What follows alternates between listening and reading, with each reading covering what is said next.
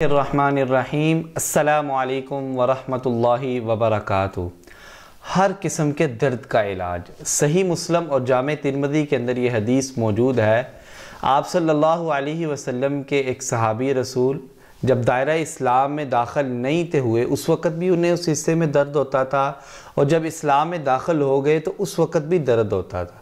تو ایک دن آپ صلی اللہ علیہ وسلم کی مجلس میں تشریف لائے اور بتایا، اللہ کے رسول مجھے جسم کے اس حصے میں درد ہوتا ہے۔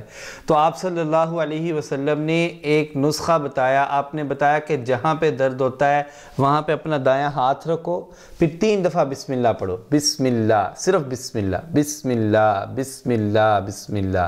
اس کے بعد اس دعا کو 7 دفعہ پڑھ لو۔ ایک الفاظ کے ساتھ یہ دعا ہے، اعوذ باللہ وقدرتہ من شر ما اجد واحاذر، اور ایک الفاظ کے ساتھ ہے، اعوذ بعزت اللہ وقدرتہ من شر ما اجد واحاذر۔